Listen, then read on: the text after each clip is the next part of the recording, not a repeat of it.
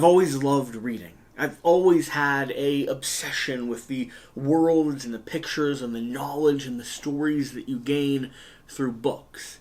I grew up with a mother who would read to me nearly every night before settling down for bed. We journeyed through countless adventures from Redwall all the way to Harry Potter. I grew up with a book in my hand, and slowly, as I became a teenager and then a college student and a young adult, I transitioned more and more away from physical books to listening to audiobooks and other sources of knowledge, like podcasts and YouTube videos. And I still love both podcasts, YouTube books, audiobooks, but recently, I've come back to where my heart actually lies. To physical, in-your-hand knowledge. To books on a bookshelf and little check marks that you can make or stickers that you can put on the end caps to indicate that you've finished reading them. I wanted to do a video here on someone doing something, talking about the books that have impacted my life. I'm sure there's a wide range of other books that could go on this list, but these are the ones that, when I stood back and looked, I identified as having pivotal moments, or notable effects. I overcame depression through some of these books, reconciled my lack of belief and eventual belief, went through the conversion process to Orthodox Judaism. I explored worlds and understood better the evil and cruelty of man. These books have, over the course of the last 30 years, probably maybe 20 years, since I don't think I read any before I was 10, have shaped, influenced, and impacted who I am today. I don't agree with every single thing in them anymore. I mean, the, objectivist philosophy espoused by Ayn Rand in Atlas Shrugged is one of those things that I think misses the mark when it comes to human experience and where our lives can possibly go. But at a certain point in my life, it became the cornerstone, the central framework for how I, as a human and as a man, could move forward and take ownership of life and move beyond depression. So, let's go through a pile of books, a stack of memories, and a collection of stories as you all get to know me a little bit better. If we're going to go on this journey together for, personal development, for mental health, and for spiritual connection, we have to start by knowing who we are. So I ask, if you're watching this, leave a comment down below. Let me know some of the books that have meant something to you and when or why they matter. And let's go ahead and journey through mine. I'm going to start here with two books that are the oldest that I've read. I have One Day in the Life of Ivan Denisovich by Alexander Solzhenitsyn. I have an expander in that I'm hoping to get out today that makes it hard to pronounce some things. It turns out his name is one of those. I just ordered the abridged copy of the Gulag Archipelago. I am excited, maybe compelled to go through it. I'm looking forward to it. But this book I read while hiking on the Appalachian Trail when I was 13, from Pennsylvania, the Penmar, Maryland border, to Mount Katahdin, Maine, something like 1,700 miles that I've done on the Appalachian Trail in total. It took 3.5 months that summer, and I skipped most of 8th grade on the journey. I learned more on that trip than I ever did in school. And this was one of those books. A book that I think should be mandatory reading for a young adult or for a teenager. A book that, if you haven't picked it up yourself, is one of those that challenges your understanding of mankind, of humans' capacity for evil, your capacity to survive and overcome. It's about a man who's confined to a camp in Soviet-era Russia, sent down to Siberia, I believe, and locked in the freezing blue, that struggles to live and reconciles every single day with what it's like to suffer, to experience, and to overcome. This is such a meaningful book, and a book that I consumed ravenously as a 13-year-old and remained with me on my mind for the rest of my life. I've read it multiple times now. It's one that every 5 years or so I circle back to and sit back down with. I also have One Flew Over the Cuckoo's Nest, a book that I read originally in high school and then in college. Again, you can see I have a well-worn, well-loved copy here. This is by Ken Casey. I have also seen the movie. This is a book that helped me understand and define what a narrative's voice is. It gave me a format to follow for how you could have a voice speaking and directing and guiding the storyteller. It's where I take a lot of inspiration for my own writing and my own experiments. And in college, I very much tried to write in this style and in this thought process. I love that the narrator is unreliable, and I love the exploration into this asylum back in the day. I've had my fair share of mental health challenges, and this is one of these books that is a defining moment in American history and in human history for how we treated and dealt with mental health from generation to generation. It captures and paints a near perfect picture of those that have been ostracized and misunderstood in society, those that have been shoved into a corner, and those that still have a voice rattling on in their head that they don't know quite how to express. It's a brilliant book. It's a fiction book. It's a very enjoyable reader, but it has so much depth and so much meaning as well. This, for a time, and maybe even now, I'm not sure yet, was my favorite book. Period. Bar none. Okay, moving on over. I'm trying to look at the order that these go in, and the next one in line would be Atlas Shrugged.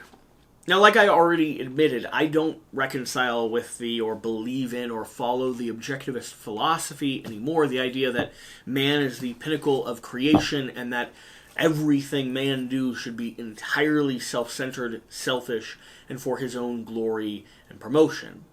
However, when I left my Christian faith as a 19-year-old, having been unable to rationalize or reconcile the theology, when I sunk into the biggest depression and the biggest moment of darkness I've ever experienced in my life, this book was the book that pulled me out of it.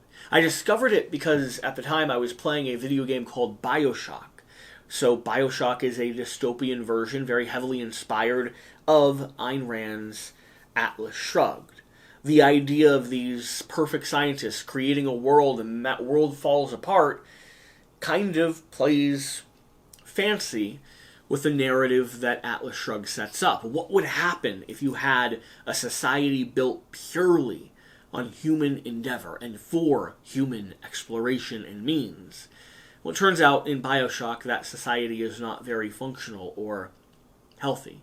But through that video game, I wanted to discover the lore and the history and the inspiration of Andrew Ryan and of all of these, all of these worlds that I was exploring. And Atlas Shrugged was how I did that. At the time, I was severely depressed, contemplating and dwelling on suicidal ideations every day for probably 6 months straight. I was so gone that my college at the time, thought that I had dropped out, or at least most of my peers did. There was multiple moments where I had adults around me question, ask, and intervene. And, at the same time, it was something that I felt, or it seemed that I had to work through on my own. I listened both to the audiobook, I've read the book. This is a copy that I haven't been through, actually. One that I bought after reading a larger one from my campus. And Atlas Shrugged painted for me the picture of an individual who took charge of his own life and moved confidently forward despite the struggles and the hardship and the brutality of the world around them. And as a depressed 19 and 20-year-old who had just lost my faith and belief in everything that I'd known up to that point, who was questioning theology and questioning identity, Atlas Shrugged set a cornerstone for me. Even if I didn't quite know what to do or how to act or what to believe, here was a guidepost, a picture of an individual who could move forward, who could do what was necessary, who was willing to embrace challenge and hardship for the sake of life. And the idea that human life, that our capacity to create was remarkable in and of itself, was brilliant, was worth celebrating.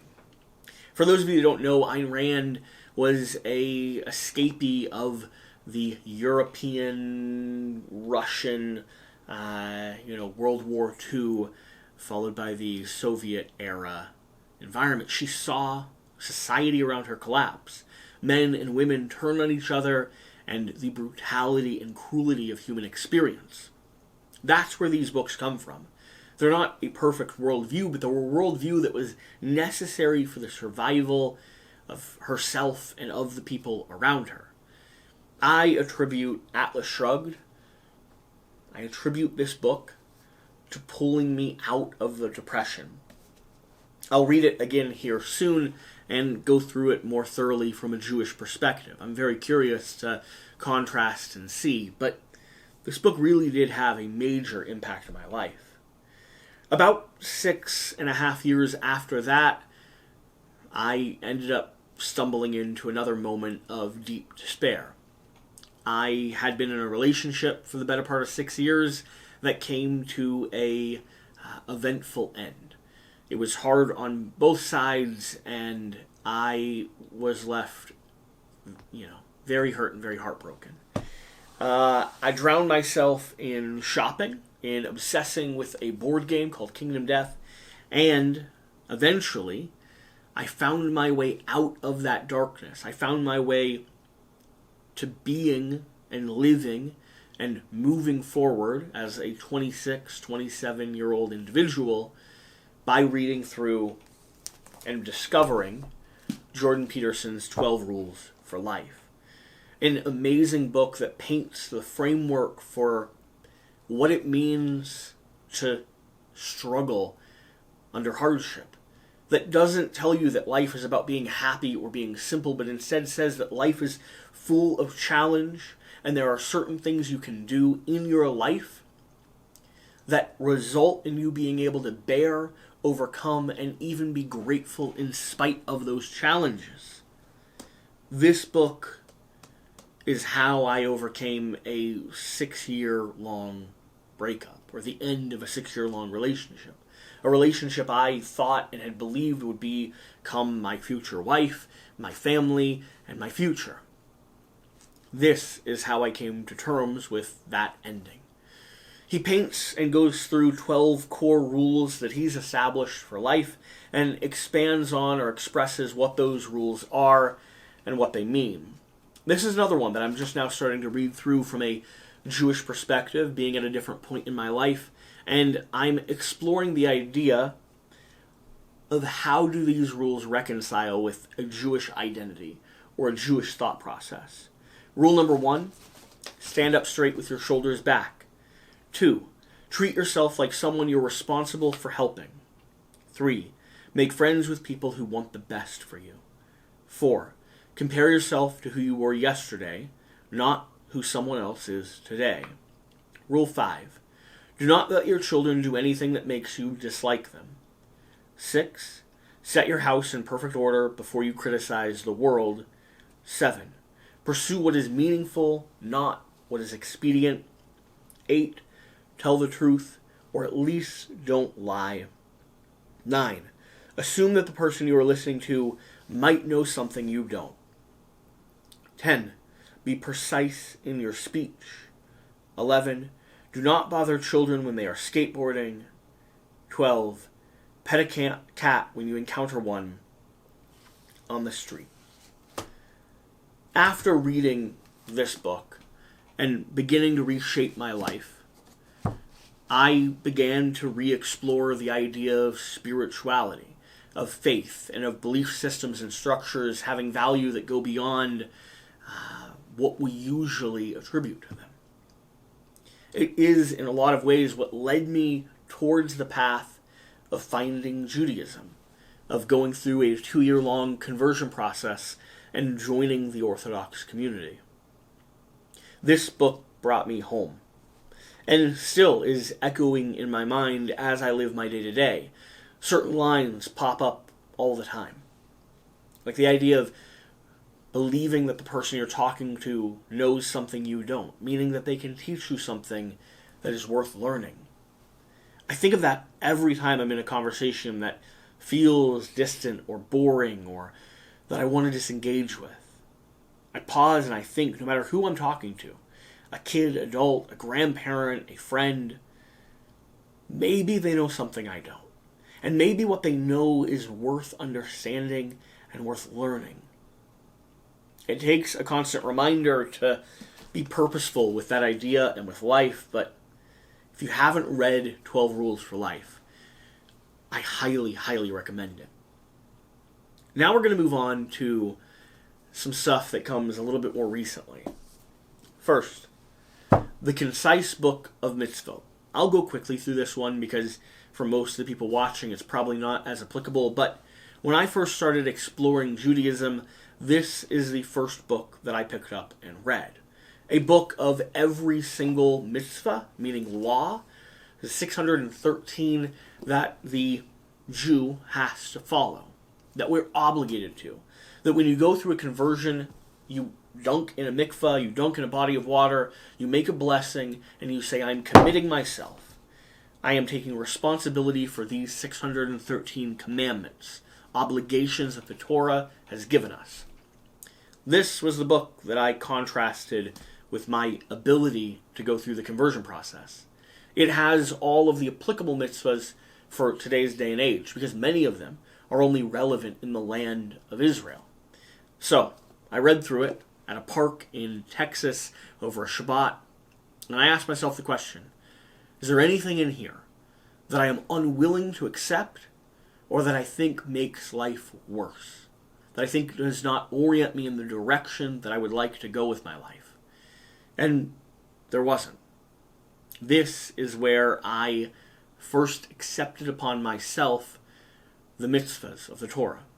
And then over the course of the next 2 years, I grew and learned and studied and prayed and became part of this community until finally my rabbi and the Beis Din here in Cleveland agreed that I was Jewish. And now here I am. But this is where it started. Moving on over, let's go back to a fiction book. A book that has reintroduced my confidence and love of reading. The only reason I feel okay ordering a book like the Gulag Archipelago or trying to read a book like War and Peace or Anna Karenina sometime soon is because I've started reading Brandon Sanderson. I've read all of the Stormlight Archives, which are about 1,000 pages books, over the course of this last year, along with a wide breadth of other books. I bought this on the back of getting involved in the year-long Sanderson Surprise campaign, the most successful Kickstarter of all time, and because I backed that Kickstarter all in, I needed to read some of his books along the way. I was hoping that I would like them, but I mostly just wanted to be involved with a really cool project. And I was awestruck, and certainly have been since. Brandon Sanderson is likely my favorite author of all time. I would have a hard time picking and choosing between the books that he has written. I love the Stormlight Archives. Mistborn was mind-blowing, and I'm really enjoying Alcatraz versus the Evil Librarians at the moment. All of his stuff has been excellent across the board. Not all of it has been my favorite, but all of it has been really, really good. This book, though, brought me back into the realm of reading. It was the first book of this size that I had finished. One of the first books in years with a physical paper framework that I'd actually sat down and read. Yeah, I'd read books around learning and the conversion process, but nothing like this. I'd mostly listened to fiction books for the better part of probably 8 or 9 years of my life. And this reminded me that I love sitting down with a book. There's something different about how your mind processes and understands and visualizes and journeys through the experience of reading that you just can't replicate with a app on your phone or on a reader. You just can't replicate with audio. I think audio is an excellent way to consume books. Right now, the way I do it is if I read a book through audio or listen to a book through audio and I love it, I'll buy a copy of that book to read in person as well. Because there's something special about reading, and The Way of Kings reminded me of that. It is the groundwork for what has become my favorite fantasy exploration and writer I've discovered so far in my life. Moving on down, I have The Garden of Peace. The Garden of Peace is a book that only men are supposed to read. It's a book about marriage, about your responsibility as a husband and as a man in your marriage union. It's about, how you should interact with your wife, how you should love her, what type of language she speaks, and how men and women are intrinsically and inherently different. It's a book, like I said, that is not written for women to read. It's got a companion book that's not written for men to read. This one is about me, about us, about our challenge to communicate, to show affection, to love, and to build a home and a partnership that can last. Right now in American society, divorce rates are astronomical. They're above 50%, I believe, last time I saw the numbers. That means you have a better chance of getting divorced than staying married. In the Jewish community, the numbers are higher than we would like them to be, even though divorce is an acceptable and permissible thing under certain circumstances. However, they are lower than the standard American culture's framework. So reading and learning from Jewish sources is a good way to hopefully protect and structure your marriage. Why learn from the culture that's around you? If your hope is to be in a lifelong committed relationship, the culture around you isn't doing a very good job of teaching or showing you what is true or what it means to be in a good, faithful union. The Garden of Peace is the best marriage book I've read so far. And I think I'm 6 or 7 marriage books in, but this is the one that has stuck with me. The ideas and the way that it's written for a male audience means that it doesn't compromise on when it tells you need to do better or work harder or take more responsibility. And that's really the heart of what this book tells you. That you are to blame and are responsible for everything that goes wrong in your marriage. Don't criticize your wife. Don't nag her. Don't pick on her. Be affectionate. Place her first in front of everything else in the world. Build a good, healthy relationship. Focus on your responsibility as a partner and let her focus on hers. Don't remind her of your rights or her obligations. Instead, focus and learn about your own. As a husband, as a father, as a caregiver, as a provider, as a man. That's what this is about. And man, for any Jewish couple getting married, I highly, highly recommend the man read this. And for any couple outside of the Jewish fold that want to learn the framework of what a good marriage looks like, this is an excellent place to start. There's things in here that might be hard to understand, but there's so much value and so much goodness here that I think it's worth reading. It's a book that I'm probably going to go through maybe every year for as long as I'm able to keep the habit up. And then finally, the last book that I felt had to be on my list.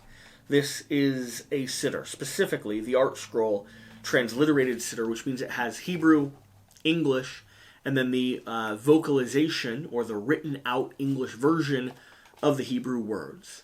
This is a book that I use in some form every single day. With Judaism, you have 3 times of prayer, morning, afternoon, and evening. And while I'm not perfect at making sure that I make it to Shachrit, Mincha, and Mariv every single day, I am doing my very best, and I'm getting more and more proficient at it.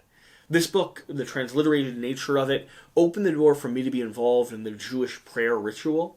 It's opened the door for me to be connected to my community and connected to Hashem. And so if I'm making a list of books that have drastically transformed and impacted my life, a Siddur has to be there. It's the book that I interact with the most, probably. And the book that's still shaping and reframing what it means to be a Yid, what it means to be alive, and what it means to be a person. Okay, thank you for watching. Thank you for being here as we learn and discover and share all the different elements of ourself. These are the books that have had the biggest, most transformative impact on my life. Let me know what yours are. Remember, we're all someone. We all are worth doing something for. I'll see you later.